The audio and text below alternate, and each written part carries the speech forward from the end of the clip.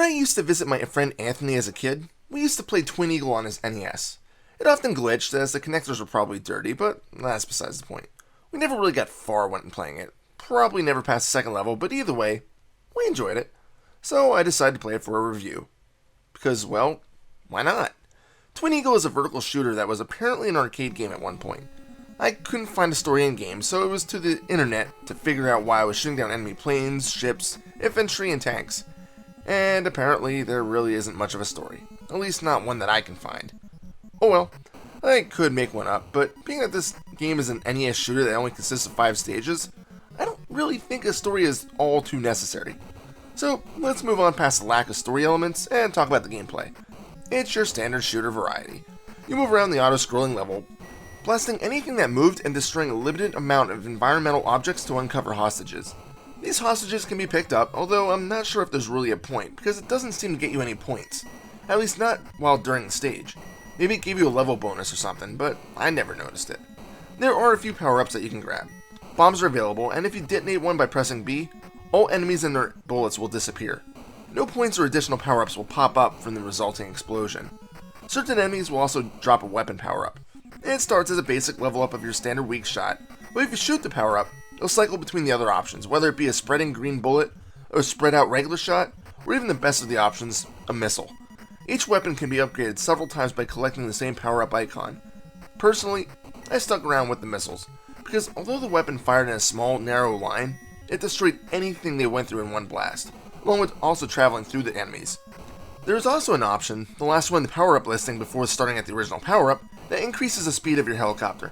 This is almost mandatory because from the start, this thing is incredibly slow and as such, difficult to avoid enemy bullets, especially in later stages. So overall, the game may seem pretty average, in which you would be right, but I'm not done. Because if the game was just plain average, I probably wouldn't really have a long enough review, and as such, you wouldn't be watching this. So let's move on, shall we? But what should I begin with? How about the graphics? They're not awful, but I've definitely seen better on the NES. The first level is colorful enough, being that it's all above water, but subsequent levels can look fairly bland. But even with the water's bright palette, I do need to mention the waves. Or I guess that's what they're supposed to be. I mean, what else would it be? To me, it just looks like a glitchy mess, since there doesn't seem to be any rhyme or reason to it. Every level is also split up into 2 parts. Although there's no real boss to the game, once you clear the main part of the levels, you are shown that there's a warning and you speed away, shooting at jets as they constantly come onto the screen.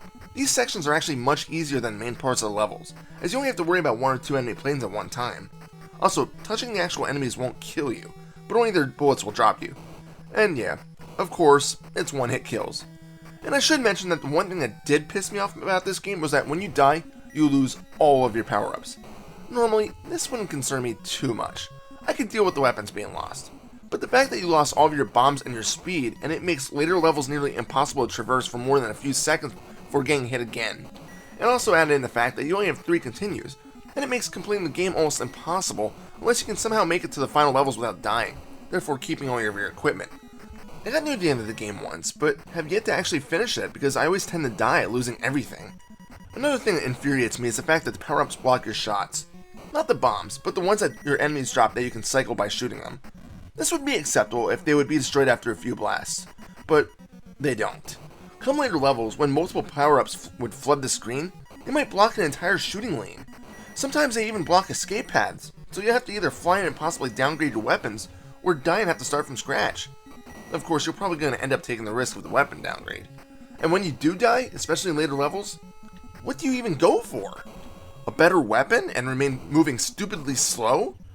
Or a better engine and have to deal with a piece of crap gun that takes 4 or so rounds just to down enemies? It pisses me off. Also in later levels, you'll encounter some horrific slowdown.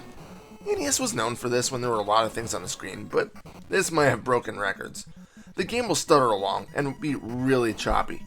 You'd think that the developers would have tried to smooth this out a bit, but it remains in the game, and as such, you'll just have to deal with it. Really, that's all I have for Twin Eagle.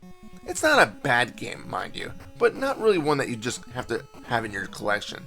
With only 5 somewhat bland levels, a power-up system that has issues, repetitive music, of which there's only really 2 songs, and difficulty that spikes quickly, the game can be passed over some better shooters, like Gun Knack or Gunsmoke. Final score?